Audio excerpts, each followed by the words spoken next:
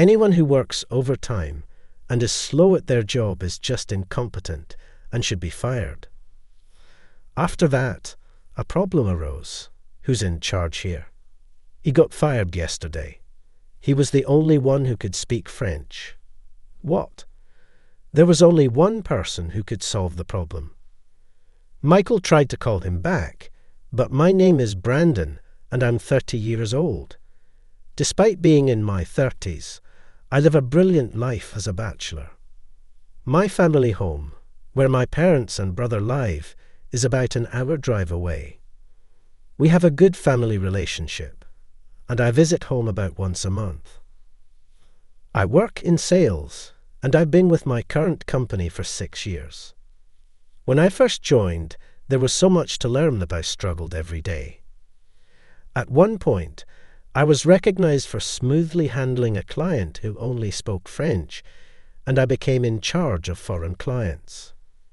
It seemed I was the only one in the office who could speak French at a native level, so naturally, my workload increased. Before I knew it, working overtime had become the norm for me. Although physically exhausting, I could keep going because my colleague Jason and others would help out, bring me snacks, and cheer me on. There's nothing I can do to help. I'm sorry you have to bear all this burden. Some coworkers apologized, showing concern for me. The workload was immense, but I felt blessed with good relationships. Knowing that my efforts were helping my colleagues gave me more motivation. In the end, I actually liked my job. One day, as usual, I was working overtime when my manager Michael came to me. "You're working late every day. Don't tell me you're doing it on purpose to increase your overtime pay," Michael said. He was a bit of an eccentric, and even his colleagues tended to keep their distance from him. "I wouldn't do that. It's just that I have so many calls to make that I can't finish during regular hours," I responded. "Do you know what that's called?" "Incompetence," he said, snorting in a condescending manner. "If I could, I'd love to go home on time and just relax," I explained. But my workload was double that of other employees. Additionally, some clients were in different time zones, and it would be rude not to call them during their daytime hours. So, working overtime was inevitable to manage my workload. "I'm sorry, but to avoid causing trouble to other employees' work, please let me continue a bit longer," I apologized politely. Michael left with a click of his tongue. I wondered what Michael was doing so late, but then remembered I was in the middle of work and resumed. The next day, thanks to me, the documents for today's presentation would be ready just in time. "Always grateful to you, Brandon," I heard. "I heard that the presentation you did the other day went well. Great job." Other employees would thank me like this every day. Just hearing words of thanks and praise made all the hard work feel worthwhile. "I'm honored to be of help," I responded. With such positive feedback, I was able to start my workday with great motivation. "Then you should leave on time once in a while.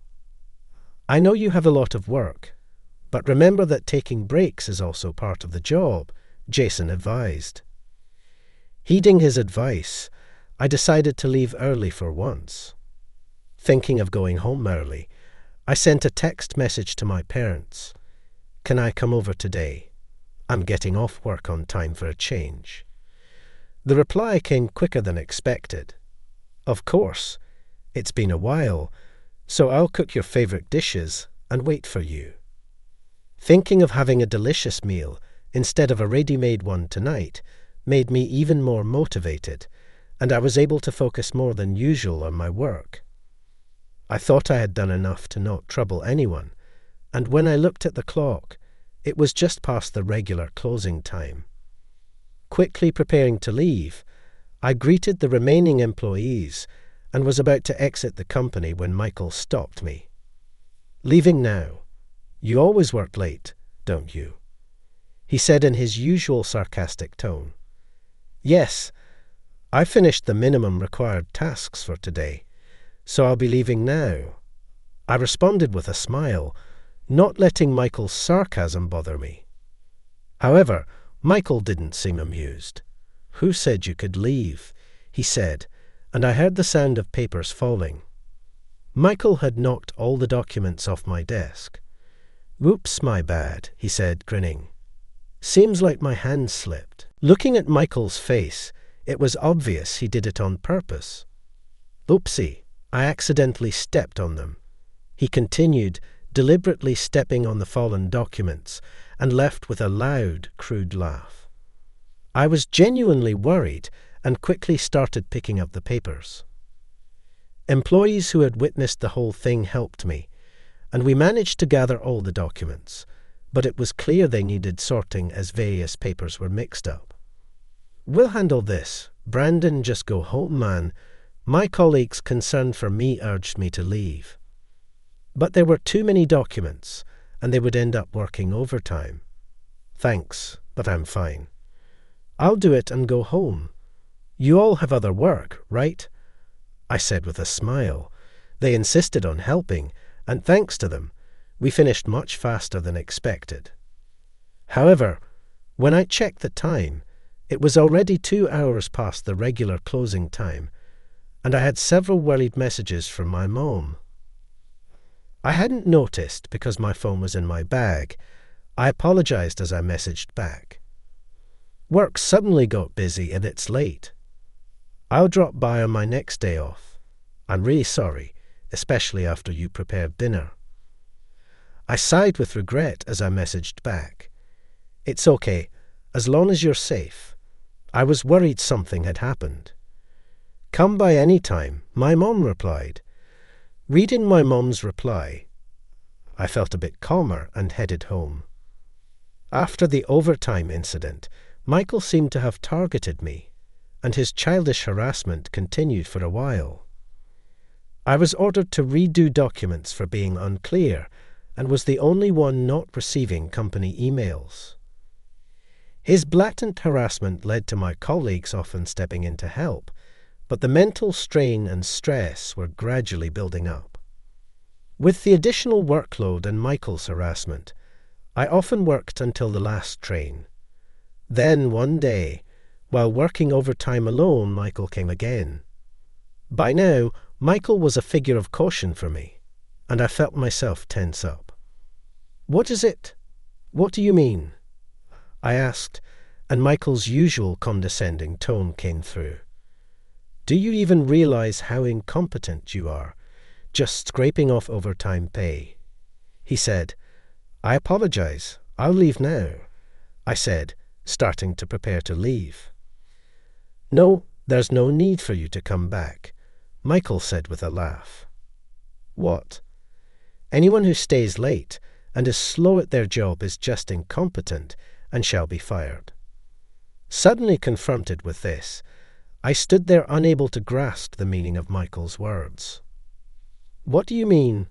I managed to speak, my voice strained, and Michael laughed as if pleased. "I mean incompetence is a nuisance. You don't have to come back, you're fired. Don't make me say it again." Michael left the company with a loud, unpleasant laugh. "I'm fired," I muttered to myself, left alone. After sitting dazed in the office for a while, I realized I had missed the last train and had to take a taxi home. As I looked out of the car window, I thought about the tasks I had to do tomorrow. I need to prepare the contract for ABC Corporation and the presentation documents too. I have to stay late tomorrow, so I can't miss the last train. Is it an occupational habit? Without realizing, I started organizing my tasks for the next day in my head. Then it hit me. "Oh, that's right. I got fired," I muttered, looking at the moon. The taxi driver asked me to repeat. "It's nothing," I replied with a forced smile and got out of the taxi at my house. I was so drained that I just collapsed onto my bed as soon as I got home. I was so mentally exhausted that, unusually, I woke up before my alarm clock went off. I usually get up at 7 a.m, but it was only 5 a.m. when I checked the time. I tried to go back to sleep, but Michael's words, "You're fired," kept echoing in my ears, preventing me from sleeping. I knew I had to start looking for a new job, but it wasn't easy to just move on, so I just lay there under the covers. As time passed, how much time had passed? I realized my phone had been ringing continuously. I picked up the phone, and it was a colleague, but I didn't feel like answering. I gently placed the phone back down. It was past 10 a.m. when I checked the time. I hadn't noticed it was bright outside as the curtains were closed. I wondered what my colleagues thought about me being fired. Were they angry? Were some of them happy? Was I as incompetent as Michael had said? The incident had broken my spirit, and I could only think negatively. I have been so devoted to my job, more than I realized. Even when I was a newbie, running around to the point of nearly breaking down, I had never felt this low. Lost in my thoughts, I was startled by the sudden ringing of the doorbell. Who could it be? I slowly got up and peered through the door's peephole, and it was my father. I was momentarily surprised and hesitated to open the door. Then the doorbell rang again. With trembling hands, I slowly opened the door, and my father smiled upon seeing my face. What kind of face is that? At those words, tears started flowing, and before I knew it, they were streaming down my face. I'm coming in, saying that my father entered, holding a plastic bag. Seeing me in my wrinkled suit, he lifted the bag he was holding. "Want to eat? You probably haven't eaten anything, right?" So, my father knew. I felt so pathetic. He entered the room and opened the curtains immediately. Perhaps it was because I had been in a dark room for a while. The sunlight felt unusually bright, perhaps brighter than usual. The company called. They said you weren't answering your phone, so they contacted our home. What happened? I explained the whole situation to my father. He listened, nodding along as I spoke. "So, what do you want to do now?" asked my father. I was unable to gather my thoughts and could only hang my head. What should I do now? What should I be thinking? How should I act? Seeing me like this, my father began to speak. Don't deny yourself just because others do. What's important is not what you should do, but what you want to do. People's words can sometimes be sharper than a blade, right? But don't let such people mislead you about your own worth. Nobody can truly determine another person's value. You've done well. Stand tall and be proud. Hearing my father's words, I found myself crying again. My father patted my back reassuringly. "Let's have some food. It's your mom's cooking. If we don't eat, I'll get scolded by her." The thought made me chuckle a little. I had finally managed to smile. I ate the meal prepared by my mother with my father. Her cooking was as delicious as ever. I had lost my appetite since yesterday, but once I started eating, I was surprised at how hungry I actually was. Hunger doesn't let the mind focus. Forward for now. Just eat well and rest. Things will surely look up. I never thought that at this age I would be comforted by my father. Perhaps age doesn't matter in a family. If my father hadn't come, I would probably still be in bed, not eating, not moving, just spiraling in negative thoughts. Feeling full helped me start looking forward again. After finishing the meal, my father said, "You can always come back home." And then he left my place. Sitting on my bed after he left, I began to think about the future. Even if I was as incompetent as Michael said, I wasn't satisfied with how things ended. I don't demand recognition for my hard work, but I refuse to believe that everything, what I did was in vain. After all, it was Michael who announced my dismissal. What would Mr. Johnson think about this? It felt unsatisfying to just leave things as they were. Acknowledging Michael's actions, I wanted to retaliate, even if in a small way. While I was thinking, my phone rang again. Looking at the display, it was another colleague. After hesitating, I decided to answer. "Hello," I said. As soon as I answered, I heard my colleague's loud voice. "Finally, you answered. You got fired. What's going on?" Exactly what I wanted to know. I told my colleague about last night's incident with Michael. "What? That's crazy, Michael." "You should have talked back," my colleague responded, strangely indignant on my behalf. It was a bit amusing and touching to see him angry at me. I asked my colleague about what happened at the office today and how the employees were reacting. His story wandered a bit, but the gist of it was this. In the morning assembly, a few employees noticed my absence and were discussing contacting me when Michael overheard and laughed, saying I was fired. When asked why, he refused to say, citing it as personal information. What kind of personal information is that? My colleagues and superiors, suspecting unfair dismissal due to Michael's involvement, planned to consult Mr. Johnson, but he was on a business trip.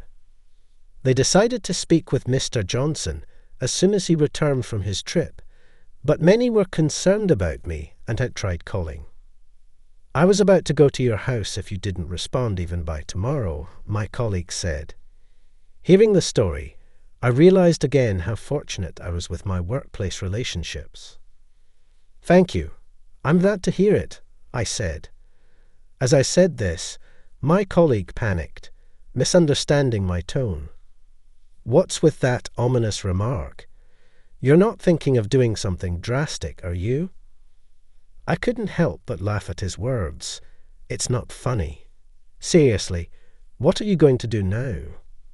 Right, what am I going to do regarding my dismissal? I need to understand the company's stance, so talking to Mr. Johnson is essential. But I didn't want to let Michael have the last word. While thinking, something occurred to me. What's happening with my work? Yesterday, I left work without finishing my tasks. There were documents I was supposed to use. Today, I feel irresponsible, but I'm curious to know what happened. Well, actually, I wanted to talk to you about that too. The documents we were supposed to use today, you had mostly prepared them, right? My colleague asked. All that was left was a detailed part of the contract translation into French. Other employees were trying to complete it, but then Michael suddenly said, "I'll do it." Hearing this, I was surprised. Michael was known for pushing work onto others, but never doing it himself. So Michael ended up doing it. It was finished just in time, and we hastily sent it to the client by email. But remember that time when Michael did a translation, and it was a mess? We were also worried. Previously, Michael had claimed, "I can handle French," and prepared a contract in French, but it resulted in a complaint from the client. This was before I joined the team, so I hadn't seen it myself, but long-standing employees told me it was a big issue. And that worry became a reality. My colleague explained what happened today. It seems like something like this happened. "Michael, there's a call from a foreign company." I could only catch your name but couldn't understand the rest. "Sorry, should I transfer the call to you?"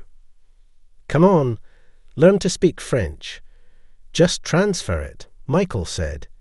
He answered the call and said in poor French, "Hi, I'm Michael. How are you?" "One more time," the caller requested.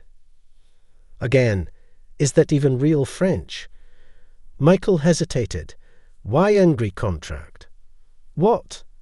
Sorry, hello." He spoke in what seemed to be French, but then he said they hung up. "What did they say?" I asked.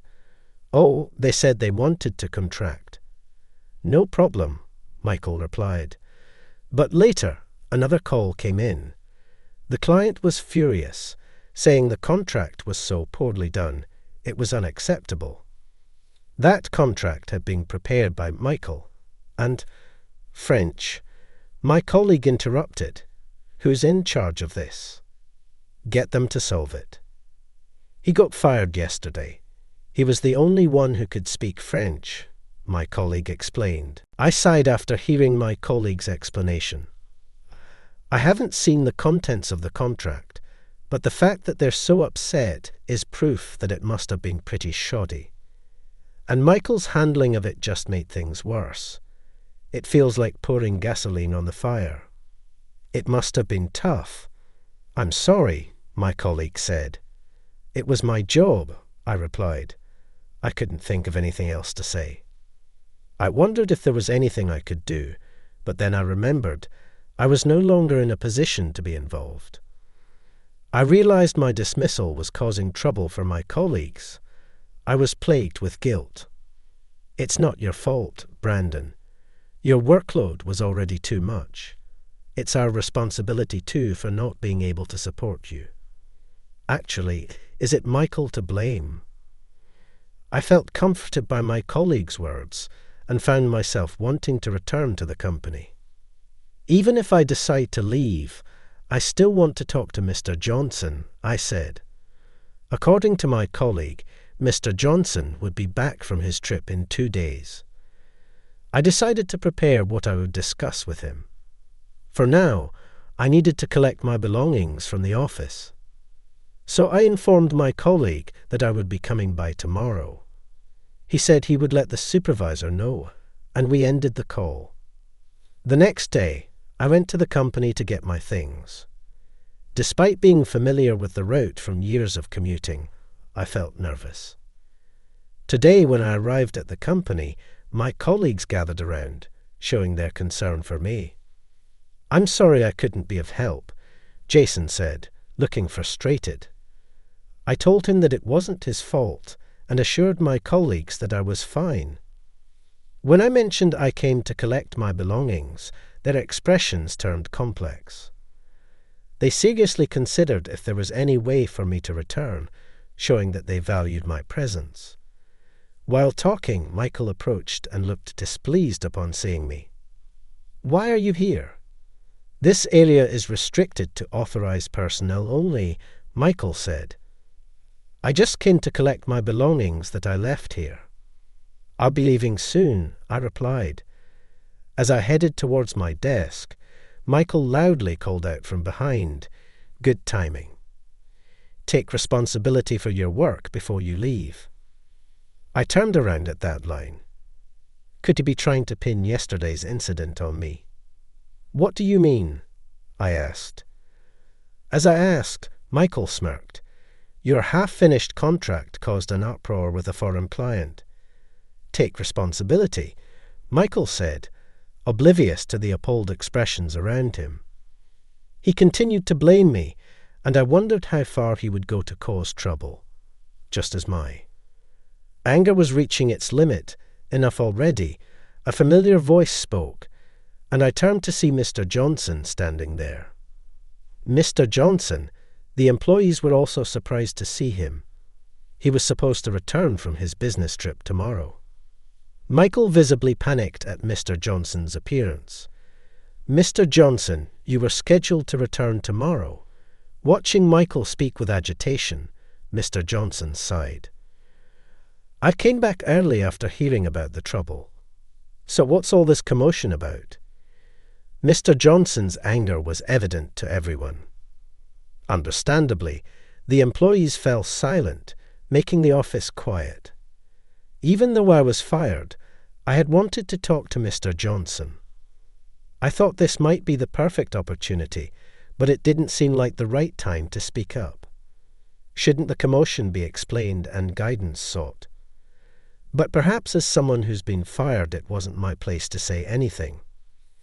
Amid a loud ticking of the clock, Mr. Johnson spoke again. "What's this commotion about?" "Tell me, Michael." Michael became even more unsettled when he was called out by name. However, with a slice of smoke, as if having thought of something, Michael began to explain to Mr. Johnson. This guy here, he made a sloppy contract that led to a complaint from a foreign client. I was just lecturing him about it. He always works late, and I thought maybe he was doing it on purpose to increase his overtime pay. So I fired him yesterday. I told him to take responsibility for this mess before he quits. Michael presented himself as if he were doing the right thing. I felt a renewed contempt for him, realizing once again how self-centered he was.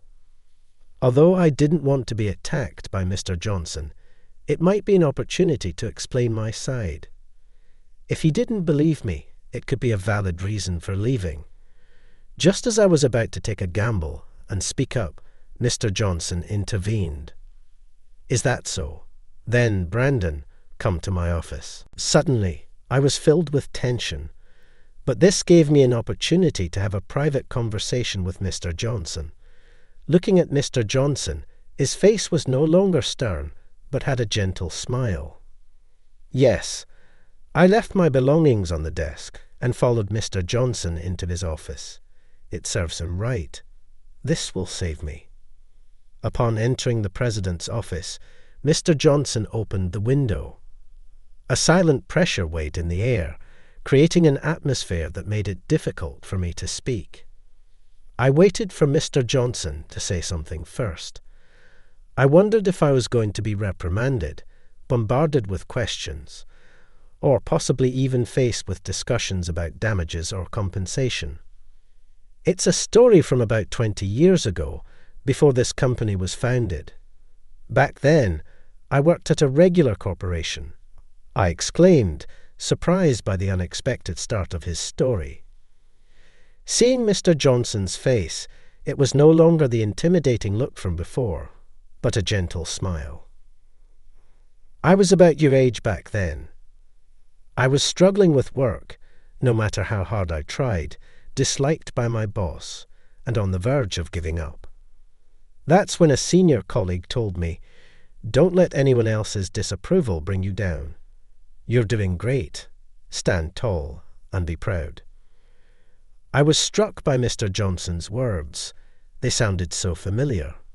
"Those words," I murmured. Mr. Johnson laughed heartily. "How's your dad doing?" I was stunned. Could it be that Mr. Johnson and my father know each other? I had never heard about this. I was so surprised that I couldn't speak, but Mr. Johnson continued, "Your father's words inspired me to persevere and eventually establish this company. In a way, he's my benefactor. When you joined the company, your father contacted me, asking me to look after his son. I didn't reveal our connection to prevent you from becoming complacent or feeling pressured. I hope you understand." Before I knew it, Mr. Johnson's kind words had eased my tension, and I felt a sense of happiness. I realized I had been watching over all this time. "Yes, thank you so much." As I said that, Mr. Johnson gave me a warm smile. "About the recent matter, I reviewed the documents and contract you sent to the client. On my way back to the office, it was clearly made by someone else, so I know you weren't the cause. And about Michael firing you, I won't let that happen. If you're willing, I want you to continue working with us. What do you say?" It seemed like Mr. Johnson had seen right through what I wanted to discuss. I respected the insight of someone at the top of the company. "Of course, please let me keep working here. Maybe I'm simple-minded." Feeling relieved brought back my confidence. I was truly happy to continue working here. "That's a good response. I apologize for making you feel anxious and uncomfortable. It was not my intention," Mr. Johnson apologized. I was flustered and surprised. It wasn't Mr. Johnson's fault. I knew that and had no complaints against him. "I never wanted you to apologize." "Sorry." I apologized reflexively, and Mr. Johnson chuckled. "Why are you apologizing? You haven't done anything wrong." I've heard about your good work. I want you here, not because of my debt to your father, but because you're a capable employee. Please understand. I learned how much being acknowledged can bring happiness and confidence. My eyes welled up with tears, perhaps because of the emotional strain. Mr. Johnson said I could leave, and I exited his office. When I stepped out, all eyes were on me. It seemed I had caused quite a worry. I smiled and gave a thumbs up, and my colleagues cheered with joy. A co-worker patted my shoulder, saying they were glad for me. My tears were slightly visible, and when they teased me about crying, I retorted that I wasn't. I was smiling. When suddenly I heard yelling. No way. Amidst the excitement, Michael stood with wide eyes and an angry expression. How is this possible? Are you staying? What about your responsibility in the overtime pay? I decided you were fired. Michael's fury was no longer a threat to me. Ignoring him felt easier as I chatted with my colleagues. His anger intensified as he marched towards me. Don't ignore me. I'm the department head. We don't need someone like you. Get out now. Oh my, this isn't very calm. Mr. Johnson emerged from his office, hearing Michael's shouts. Michael demanded an explanation from him. What's going on? What about his responsibility for the client incident? You haven't reversed his firing, have you? Michael continued to shout angrily at Mr. Johnson. We all watched, more nervous than him. You don't have the authority to fire an employee, and wasn't it you who messed up the contract? Mr. Johnson spoke calmly, halting Michael's momentum. Silent and head down, Michael began to tremble. I don't understand what you mean. I didn't do anything. I'm not involved, still trying to deny it. At this point, his audacity was impressive, but not enviable. He desperately didn't want to admit his fault. As Michael denied it, I wondered what Mr. Johnson would say. Then, surprisingly, another employee spoke up. That contract was made by Michael. I'm sure, to my surprise, one of the employees started to testify, leading the way. Other employees also started testifying. I heard Michael ordering the contract to be sent by email. I heard Michael trying to communicate with the client in French, which he couldn't speak properly. I heard it too. It was clear from the conversation that it wasn't going well at all. Michael was taken aback by the successive employee testimonies, but when he shouted, "Shut up!" everyone fell silent. It was remarkable how much disdain he had garnered as a professional, and it was questionable how someone like him could be a department head. I felt a newfound closeness to Mr. Johnson, and considered asking him about it later. Michael, why don't you just accept it gracefully? You're making a bad situation worse. As I said this, Michael turned beet red with anger. It was nothing but a tantrum, and he kept insisting he was not at fault. But Mr. Johnson put an end to this blame-shifting plan. However, we have surveyed footage and computer data history that clearly show your involvement. So, no matter what you say, you're fired. Struck by the final blow, he fell silent and froze for a moment. And then Michael crumbled to his knees. Finally, he was quiet. He muttered in a low voice, sweating profusely. This wasn't supposed to happen. You'll receive a formal notice later. Go home for today. Eventually, Michael gathered his things and left dejectedly. Thus, the matter was concluded. Afterwards, Michael was fired. It turned out Michael was a distant relative of Mr. Johnson, and Mr. Johnson had been asked to look after him because Michael couldn't hold down a job. Michael had been taking credit for others' work and got promoted to department head. Mr. Johnson admitted it was his responsibility for not seeing through it and expressed his need for self-reflection. Losing his job, Michael entered a self-destructive phase and resorted to gambling. Soon, he couldn't pay his rent and was evicted.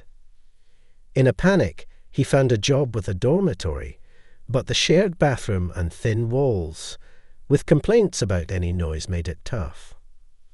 As for me, I returned to work the next day. My colleague's welcome back gift was a pile of work, just as I expected. But now, I am happy to be busy again. When I was getting into the swing of things, Mr. Johnson came by and limited my overtime to 3 days a week. When I asked why, it seemed that my father had expressed concern, asking, "Aren't you making him work too much overtime?" I was a bit dismayed to have my father involved at this age, but I knew he was concerned about me. With reduced overtime, I started visiting my parents more often. My mother and brother, worried about the recent events, treated me as if nothing had happened, which I greatly appreciated. Later, I learned that my mother was childhood friends with Mr. Johnson. She had wanted to complain to him about the overtime in the recent incident, but my father had calmed her down. My brother had been fired up about taking action against Michael, but again, my father had intervened. This whole situation made me realize how many people were on my side, making me feel fortunate, though maybe a bit overprotective. Later on, I became the training supervisor for a newly hired female employee, which led to starting a relationship. Another important person was added to my life. I now want to be someone who protects others, and that's how I'm living my life.